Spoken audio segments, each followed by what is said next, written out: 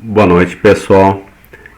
Meu nome é Cláudio, vou falar aqui de um problema chamado Tug of War, ou cabo de guerra, que eu resolvi ele utilizando a linguagem Answer Set Programming. E o compilador é o Klingo, né, da comunidade. Muito bem.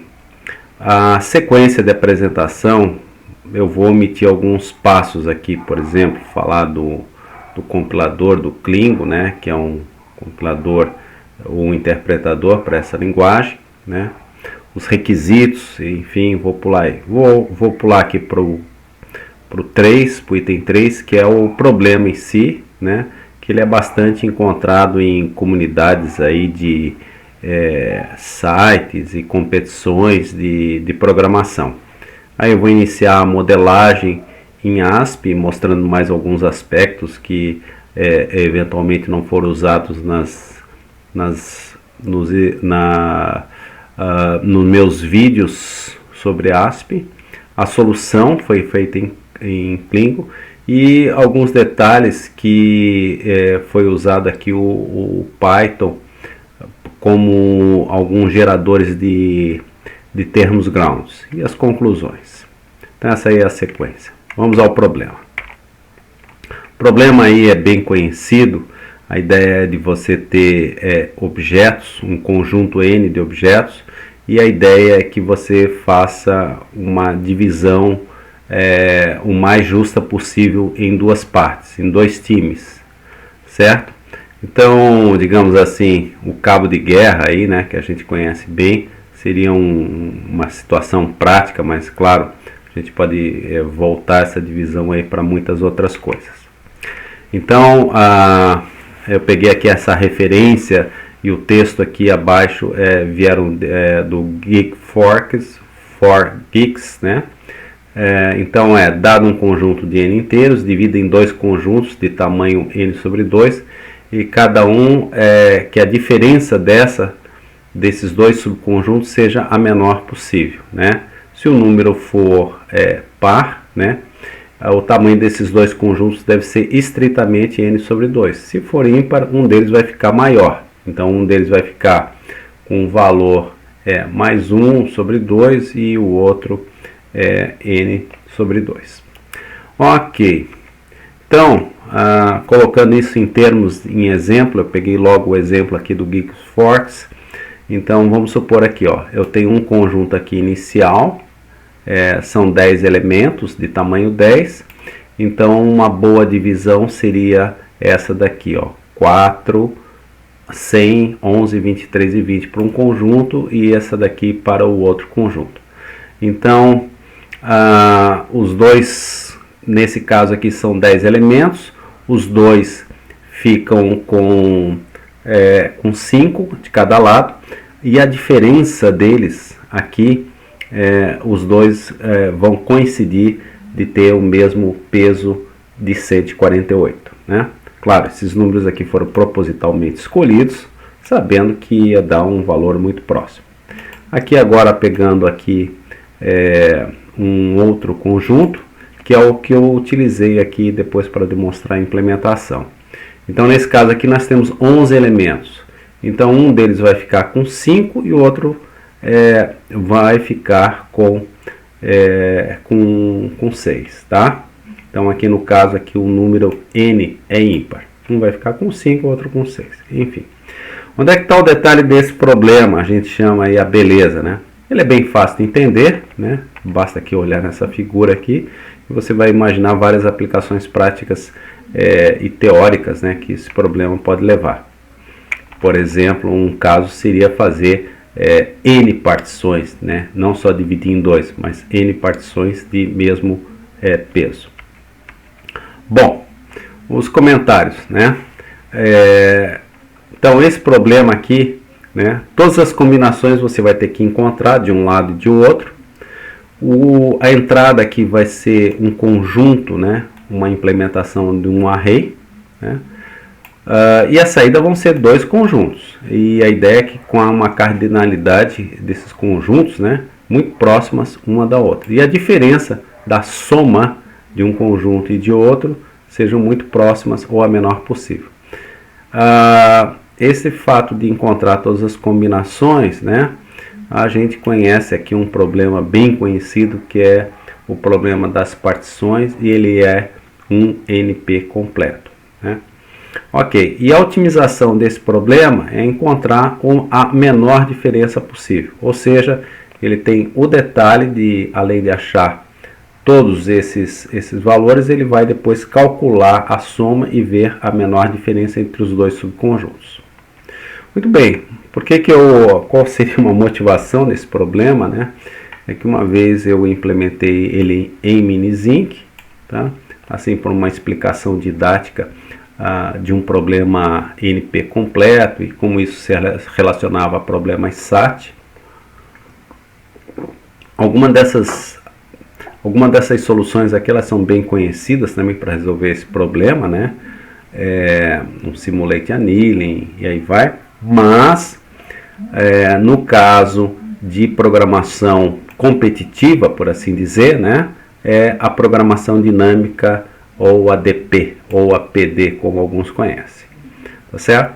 Todo o código que eu vou apresentar aqui, ele sempre vai estar atualizado aqui, ó, no meu GitHub, dentro do diretório CCS, aí vai estar lá Answer Set Program e o Tug of War vai estar, no caso, o código em questão, tá?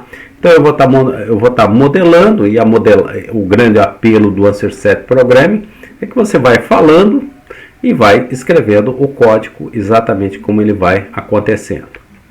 Então vamos lá. Então um primeiro detalhe deste que não apareceu nos outros dois vídeos que eu fiz sobre essa linguagem é o detalhe de você incorporar, por exemplo, como tratar um conjunto de entrada, uma vez que ele trabalha sempre com termos grounds, né? Termos grounds é isso aqui, ó. É isso aqui. São termos atômicos, né? E que você faz uma inferência direto nele. Então, casualmente, vai ter um conjunto aqui de entrada chamado input 2 do Tug of War, que foi aquele exemplo lá que eu tinha colocado, que eu copiei lá do início, e eu construo aqui, olha, uma constante. Então aqui tem uma cerquilha na frente, definindo aqui a palavra constante, e que o n vai ser 11, finalizado sempre por ponto. Muito bem, é claro, né, que a pessoa vai olhar aqui, Cláudio, veja, aqui você tinha 11 números de entrada, e eu escrevi posso escrever isso aqui num arquivo em separado, ou esses dados aqui vão ter que ter vindo tratados de algum outro mecanismo. Sim, vou comentar isso aqui no final, como isso aqui foi feito, que foi feito em Python. Muito bem.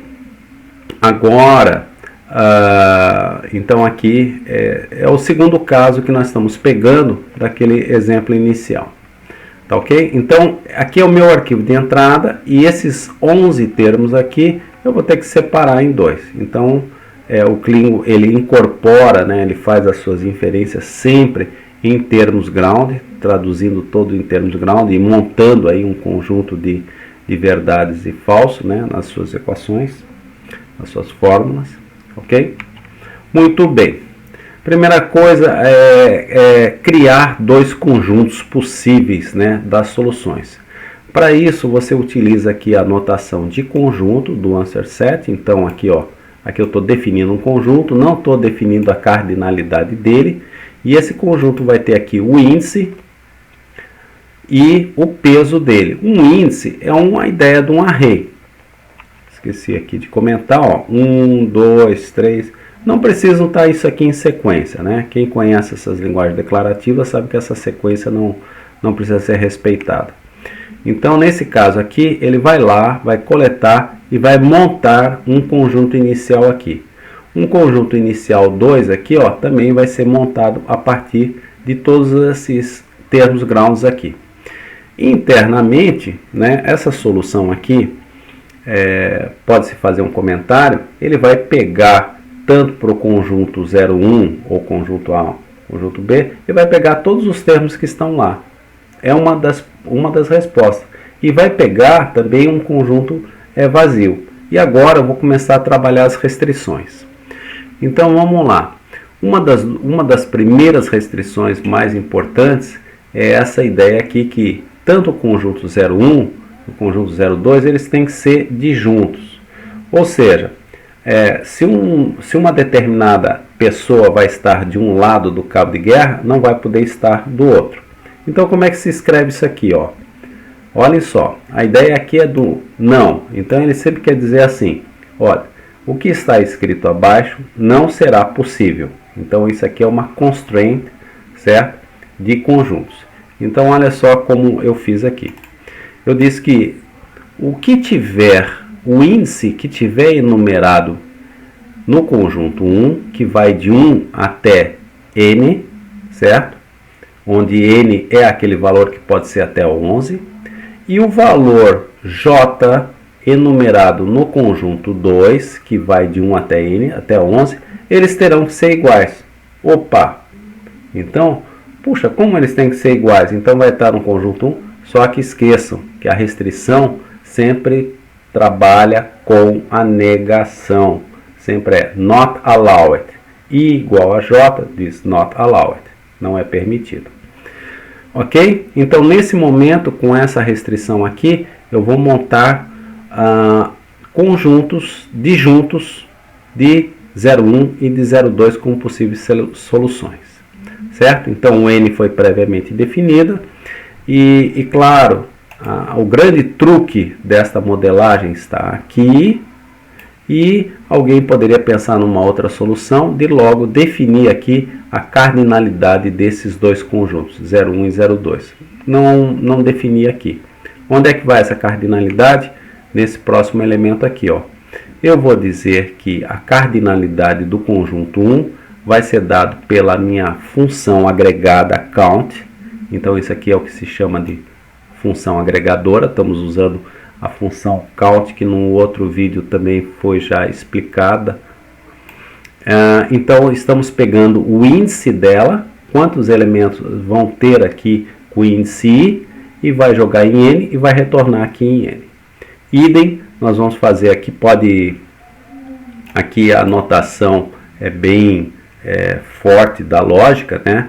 Então esse i aqui não se considera com esse, não se relaciona com esse. Então nós estamos dizendo aqui que o conjunto 1, conjunto 2, né, vão ter valores aqui da sua cardinalidade obtidos por esse agregador aqui. O tamanho n também, de todos os pesos da entrada, é esse daqui. Esse aqui, na verdade, a gente até já conhece, né, que é o próprio n. Muito bem. Agora vamos usar a função de agregação e vamos calcular a soma de cada um desses conjuntos, do conjunto 0,1 e do conjunto 0,2. Para isso, vamos chamar o conjunto 0,1, que foi previamente definido no slide anterior, certo? Que vai de 1 a n. Só que este n aqui, alguns valores não vão entrar nessa conta.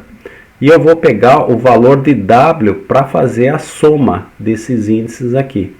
E vou calcular idem também para 0,2. Então, observem, ó. A ideia é eu quero calcular a soma do segundo elemento, que vai estar indexado por i. E esse i é a ideia de um contador aqui, de um for da vida, de um laço, de varrer todos os elementos desse conjunto. Tem que ser de 1 até n, porque eu não sei quais são os elementos que vão para 0,1 e quais irão para 0,2. Muito bem. Apenas lembrando a cardinalidade de 1 e do conjunto original aqui. Então, o que nós vamos ter agora? Nós temos que definir como é que vai estar essa relação da cardinalidade. Como é que nós vamos obter isso? De novo, vamos agora duas restrições aqui.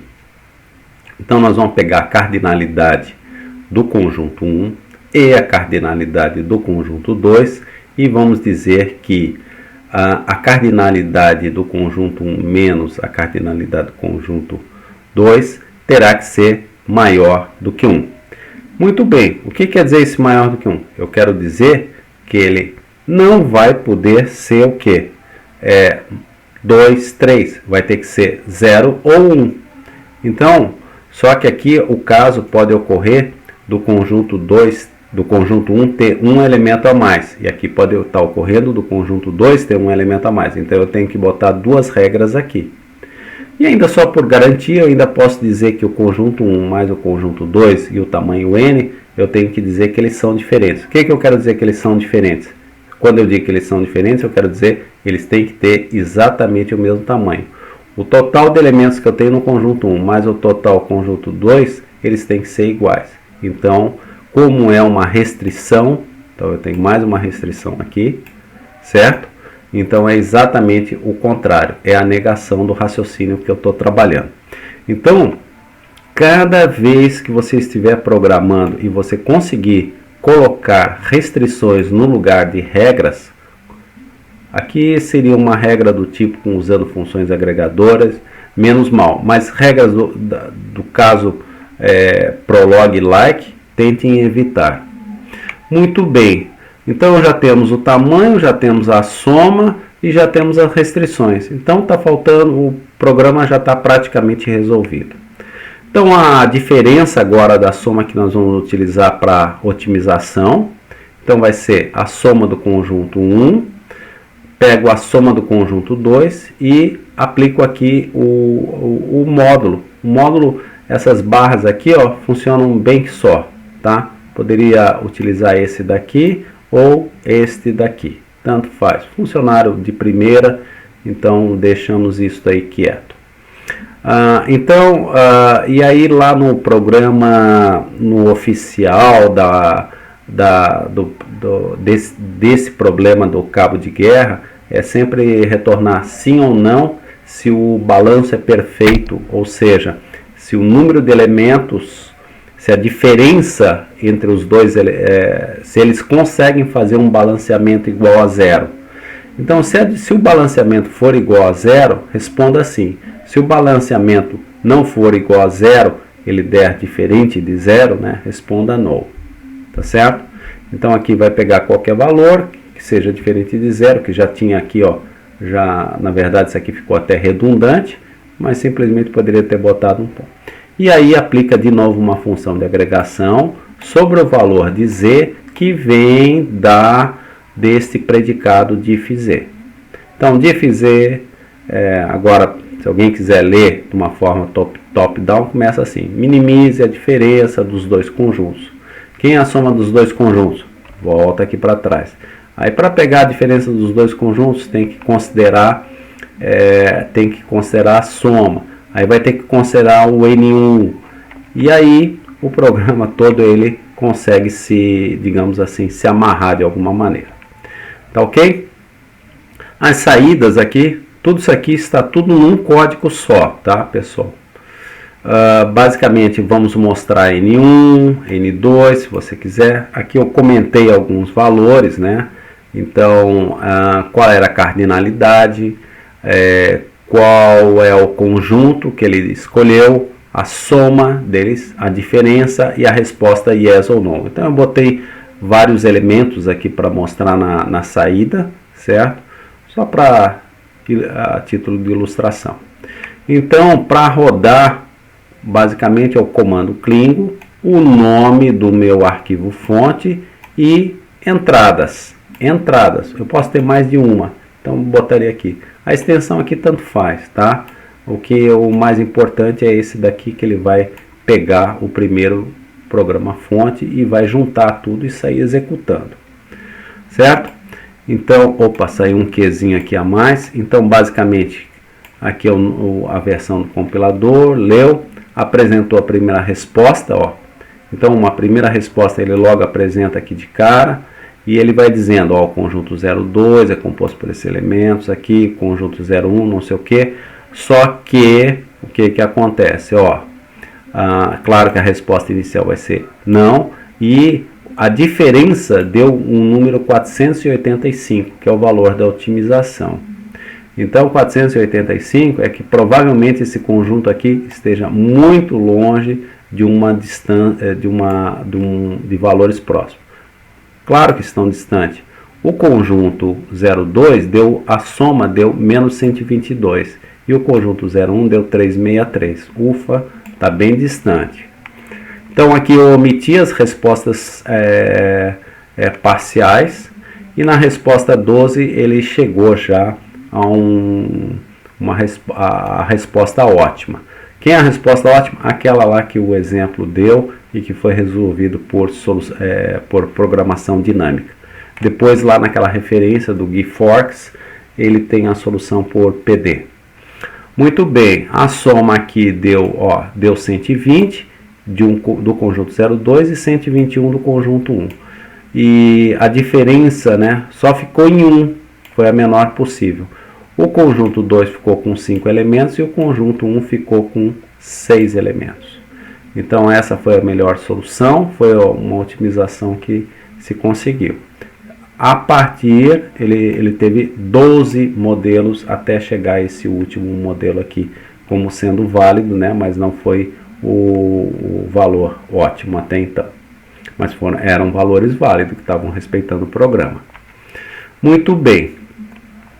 Para terminar, só vou falar aqui da incorporação, de incorporar uns pedaços de código ASP. Então quem me ajudou isso aqui foi o Adam Smith, lá da lista do Potasco, e foi muito legal, porque você pode ter valores aqui e você vai querer pegar esses valores e apresentar isso aqui de uma forma mais visual, ou ainda você vai ter uma entrada que não é uma em Klingon, tá? Que foi o caso aqui.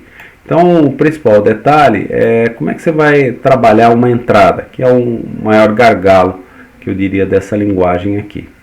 Então, por exemplo, tem um exemplo lá de um programa que faz uma conversão de valores de entrada em termos, que são aqueles termos ground lá, certo? Então aqui eu vou ilustrar no caso mais simples, que, por exemplo, você pode incorporar num programa em Klingon esse código aqui em Python. Por exemplo, pega aqui um array de termos, ele vai pegar aqui uma lista mesmo, certo? E em cima dessa lista aqui ele vai contar e vai retornar, por exemplo, aqui o valor do tamanho dessa lista. Então esse joguinho da velha aqui no script e depois ele terminando aqui em end, quer dizer o seguinte, essa função mais size aqui, ela está prontinha dentro dela para ser usada dentro do Klingon, tá? Dentro do ASP, certo? Aqui é a mesma coisa, um script em Python, certo? Chamado multiset. Então ele vai pegar ele vai receber de novo aqui um conjunto, uma lista, certo? Uma sequência de valores. Essa sequência de valores ele vai montar uma lista. No que ele monta essa lista, através de um append, dois valores aqui ele vai estar guardando. Um índice, vai pegando o primeiro e vai pegando o conteúdo do termo aqui, ele vai pegando aqui o conteúdo do enumerate, termo, enumera em cima dessa lista termos aqui. Então esse aqui é o par que ele vai estar retornando. Como é que isso fica lá no Klingon? Dessa maneira aqui, Aquele do size, que é o mais simples, vai retornar um valor, usa esse símbolozinho aqui como é o nome desse símbolo aí? Do arroba, mais size, 1, 2, 3, 4, e daí o valor 999. Que valor ele vai retornar? O size vai ser 5, certo? E aqui também um multiset, multiset, tá ok? Então, bem tranquilo. E você incorporando esse pedaço de código aqui, não precisa jogar num arquivo temporário lá. Mas eu achei interessante, porque eu usei isso aí para gerar esses arquivos temporários.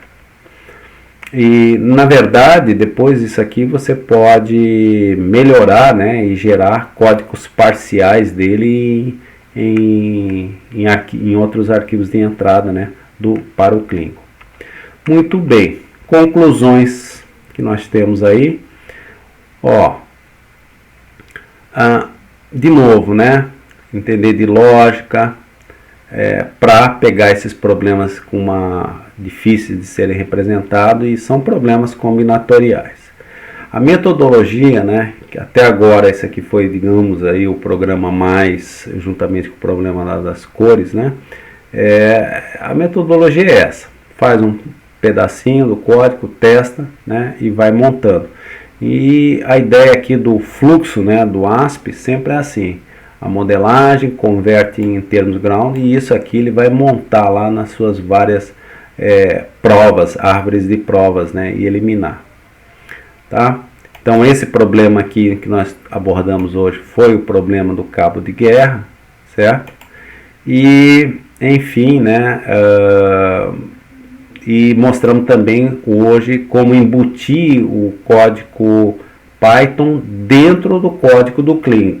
Então como está ali, naquele exemplo ali, você não está gerando um arquivo em paralelo, você está deixando embutido dentro do código Klingo o Python. A codificação aqui, né, é o que eu vi, o ASP é um verdadeiro quebra-cabeça, né, manter a cabeça. Depois, de novo aqui mais, né, essa turma aí da lista do Potasco, é um pessoal muito legal, rapidamente eles tiram dúvidas, enfim, olha, um grupo bem ativo mesmo, né? Não que as outras não sejam, esse aqui só que esse aqui bem pega na mão mesmo quando o cara não sabe. Bom, qualquer coisa aqui, ó, essa solução, as soluções em ASP eu estou colocando aqui. Tem um diretório lá do YouTube que vai estar essa apresentação aqui em LaTeX, que é exatamente para a comunidade do Acerset Programming, que eles, pelo menos em inglês eles vão lá, pegam, revisam, enfim, né? Essa aqui é a empresa na qual eu estou trabalhando nesse momento, e aí um obrigado a todos e vou ficando por aqui. Qualquer coisa, por favor, né, escrevam mesmo, dando um feedback aí, certo? Se possível, tá ok? E podem sugerir alguns outros tipos de problema, eventualmente, se eu tendo tempo aí eu vou implementando aí, ok? Um abraço para todos aí, tá?